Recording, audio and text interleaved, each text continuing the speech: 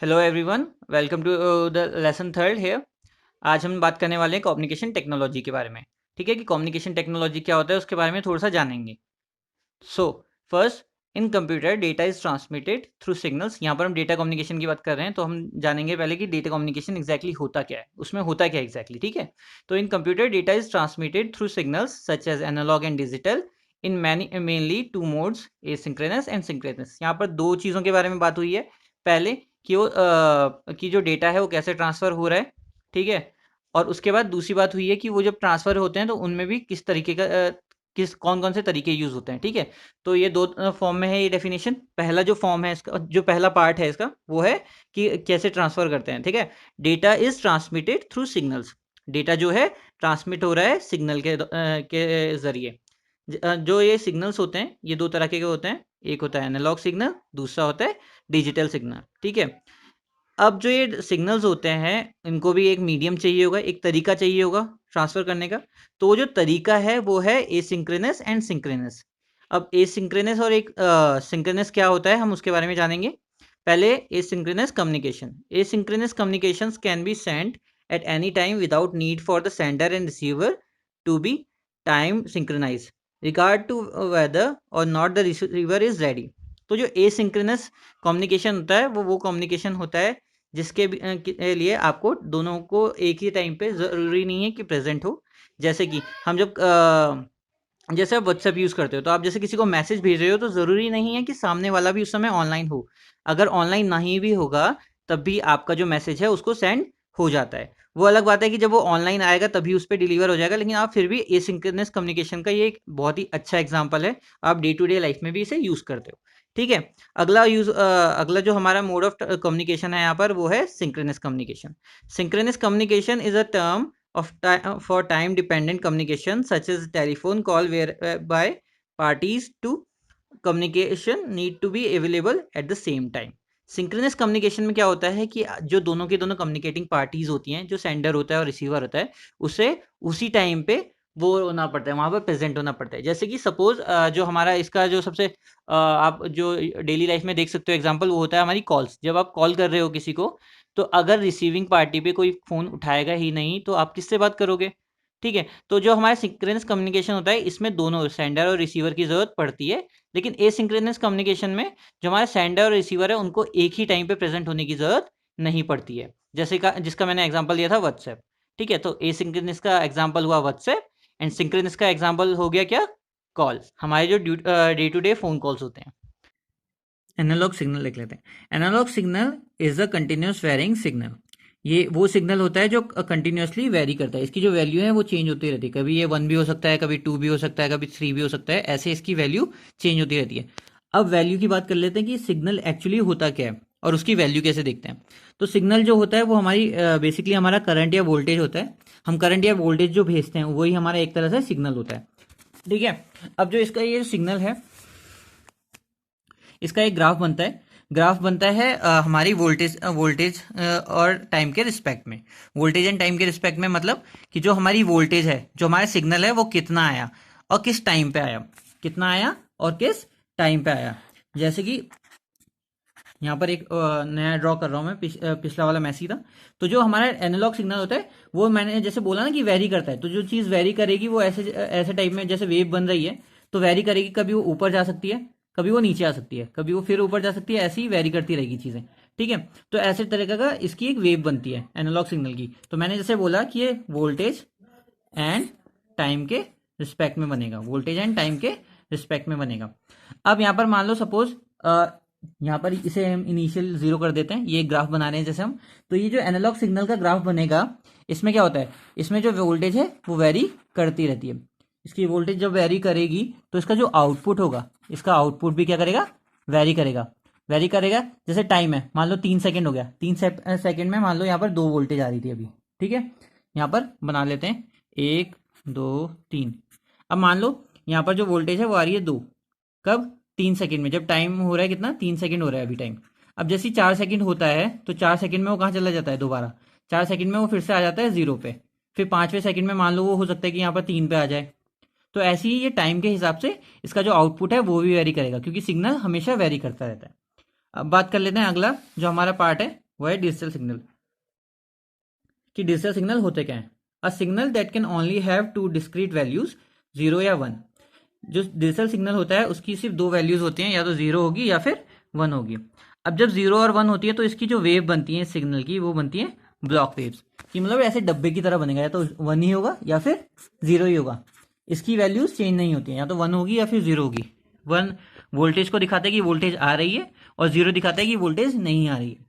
तो अब ये जो सिग्नल होता है इसका अगर हम ग्राफ बनाएं, तो इसी पे ड्रॉ कर देता हूं मैं। सॉरी, यहाँ पर स्पेस नहीं है मेरे पास, तो यहीं पर ड्रॉ कर देता हूं मैं। ये वोल्टेज और टाइम के रिस्पेक्ट में बन रहा है, देखिए।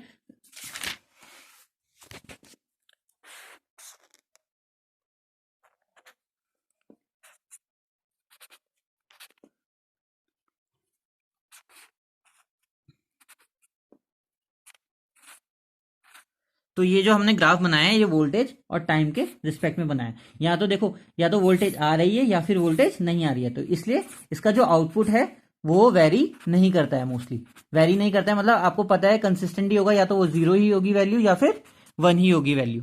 ठीक है, तो इसलिए हम जो ये डिजिटल सिग्नल होता है, डिजिटल सिग्नल को हम रिलायबल भी बोलते हैं। हम कम्युनिकेशन नेटवर्क में जब हम मोड ऑफ कम्युनिकेशन होता है तो हम डिजिटल सिग्नल्स को ज्यादा रिलायबल मानते हैं। ज्यादा रिलायबल इसलिए मानते हैं क्योंकि हमें पता होती है यहाँ पर वैल्यू क्या होगी, या तो 0 होगी या फिर 1 होगी। और इसकी जगह पे अगर हम एनालॉग सिग्नल की बात करें, तो एनालॉग सिग्नल को हम लेस रिलायबल भी बोलते हैं। लेस रिलायबल क्यों? क्योंकि उसका जो आउटपुट होगा वो हमेशा क्या करता रहता है, वेरी करता रहता है। तो ये था एनालॉग और डिजिटल सिग्नल। अब आगे बढ़ते हैं, आ जाए। इसके बाद बात कर लेते हैं टाइप्स ऑफ नेटवर्क की, कि नेटवर्क का टाइप क्या होता है। ठीक है, तो बेसिकली जो नेटवर्क होता है वो आपका डिवाइड किया हुआ है 4 पार्ट में। पहला है लोकल एरिया नेटवर्क, फिर है वाइड एरिया नेटवर्क, फिर है मेट्रोपॉलिटन एरिया नेटवर्क, और फिर इंटरनेट। ठीक है, तो पहले बढ़ते हैं local area network. Local area network, LAN जो होता है एक्चुअली होता क्या है, हम उसके बारे में जानेंगे। इसकी एक छोटी सी डेफिनेशन लिखी हुई है मैंने यहाँ पर। It is designed for small physical areas such as an office, group of buildings और अ फैक्ट्री। तो जो हमारा लैन होता है इसको हम डिज़ाइन करते हैं छोटे छोटे एरियाज़ को छोटे छोटे एरियाज़ में एक नेटवर्क को यूज़ करने के लिए। जैसे कि एक एग्जांपल ले लो, हमारी कंप्यूटर लैब का ही ले लो, कि जो हमारी कंप्यूटर लैब है उसमें जितने भी सिस्टम्स हैं, अगर आप चाहो तो उन सारे के सारे सिस्टम को जब आप एक साथ कनेक्ट करोगे, सबको एक साथ एक ही जगह पे कनेक्ट कर दोगे, तो वो एक छोटा सा लोकल एरिया नेटवर्क बन जाएगा, जहाँ पर आपके सारे के सारे सिस्टम है एक दूसरे से क्या करेंगे, कम्युनिकेट करेंगे। LANs are used widely as it is easy to design and to troubleshoot। तो जो लोकल एरिया नेटवर्क होता है वो बहुत ज़्यादा यूज़ होता है, क्योंकि ये इजी टू यूज़ होता है। डिज़ाइन भी आप इजीली कर सकते हो, आपको सिर्फ कंप्यूटर ही तो जोड़ने हैं। अगर आप छोटे एरिया पे कंप्यूटर जोड़ोगे, एक साथ एक नेटवर्क बनाओगे, तो वो बहुत ईजी पड़ जाता है बजाय एक बड़े एरिया में। अगर आपको एक बड़े एरिया में, मान लो सपोज़ कि आपको एक कंप्यूटर लैब की जगह पे आपको मेरी कंप्यूटर लैब को दूसरी वाली कंप्यूटर लैब है जो प्रतीक सर की, उससे जोड़ना है, और साथ में एक दो कंप्यूटर लैब जो हैं दूसरे स्कूलों की, अगर उन सबको एक साथ जोड़ेंगे हम, तो वो बहुत ज़्यादा दिमाग ख़राब करने वाला काम हो जाता है। ठीक है, वो उतना ईजी नहीं हो जाता है, वो फिर कॉम्प्लिकेटेड बन जाती हैं चीज़ें। इसीलिए हम ज़्यादातर मोस्टली जो है लैन यूज़ करते हैं, क्योंकि ये ईजी टू डिज़ाइन होता है। आपको इसे डिज़ाइन करने में ज़्यादा इतना सोचना नहीं पड़ता है। आपको सिर्फ कंप्यूटर कनेक्ट करने होते हैं एक छोटे से एरिया में। ठीक है, और इसको ना, अब ये भी, इसका एक और एडवांटेज ये भी होता है कि जब आपने कुछ ही कंप्यूटर कनेक्ट कर रखे हैं, तो आपको उसमें अगर कोई कहीं पर कोई दिक्कत आती है, तो आराम से आप उस दिक्कत को देख भी सकते हो कि कहाँ पर दिक्कत आई है, और उसे सॉल्व भी कर सकते हो इजीली, क्योंकि आप वहीं पर एट द टाइम प्रेजेंट रहते हो। Personal computers and work stations are connected to each other through LANs. इसका एक एग्जाम्पल दे रखा है यहाँ पर। पर्सनल कंप्यूटर्स और जो वर्क स्टेशन होते हैं हमारे, उसको हम किसके थ्रू कनेक्ट करते हैं, लैन के थ्रू। अब आगे बढ़ जाते हैं, इसके बाद बात करते हैं वाइड एरिया नेटवर्क, कि वाइड एरिया नेटवर्क होता क्या है। वाइड एरिया नेटवर्क को हम वैन भी बोलते हैं। वैन कैन बी प्राइवेट और it can be public lease network. एक प्राइवेट या पब्लिक नेटवर्क भी हो सकता है वैन।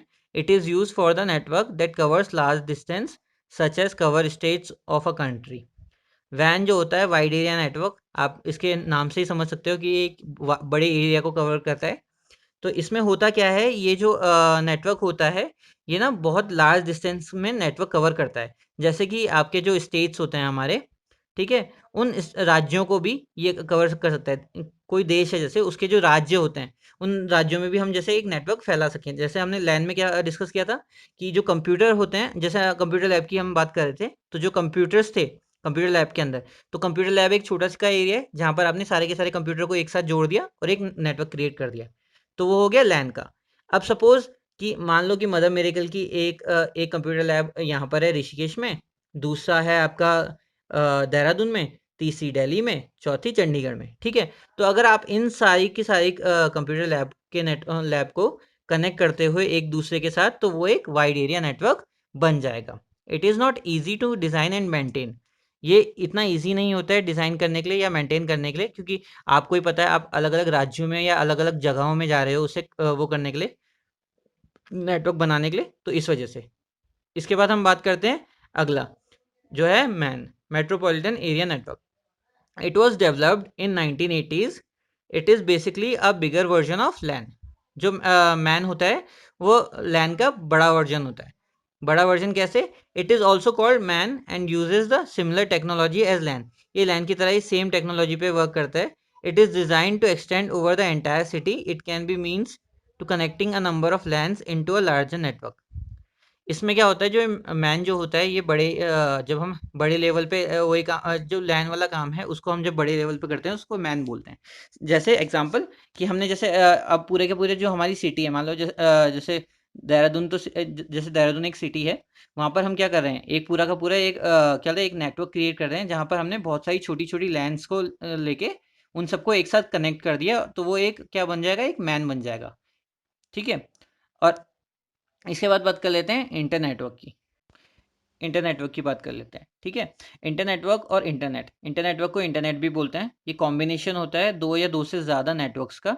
जो हमने नेटवर्क आगे पिछले पढ़े थे, लैन हो गया, मैन हो गया, वैन हो गया, वैसे ही वैसे ही कुछ नेटवर्क्स का ये कॉम्बिनेशन होता है जहाँ पर आप लैन और मैन को, सपोज मान लो आपने दो या तीन तरह की वो कहते हैं लैन वैन को आपने जोड़ लिया एक साथ, तो वो एक इंटरनेट टाइप क्रिएट हो जाता है। Internet can be formed by joining two और मोर इंडिविजुअल नेटवर्क्स। जैसे दो अलग अलग नेटवर्क हैं, लैन मैन और वैन, मान लो तीनों के तीनों अलग अलग नेटवर्क हैं, अलग अलग जगह पे काम कर रहे हैं। अब हमने इन तीनों को जोड़ दिया, बेसिकली तो ये वैन से ही होता है, लेकिन अब मान लो सपोज अभी बात कर लेते हैं, लैन मैन और वैन तीनों को हमने यूज़ कर लिया। तीन अलग अलग जगह पे ये तीन नेटवर्क चल रहे हैं। हम इन तीनों को हम जब जोड़ते हैं विद हेल्प ऑफ डिवाइसेस, ये डिवाइस राउटर्स भी हो सकते हैं, गेटवे भी हो सकते हैं, ब्रिजेस भी हो सकते हैं। इनके थ्रू जब हम नेटवर्क्स को जोड़ते हैं तो वो एक बड़ा नेटवर्क क्रिएट करता है जिसको हम इंटरनेट भी बोलते हैं।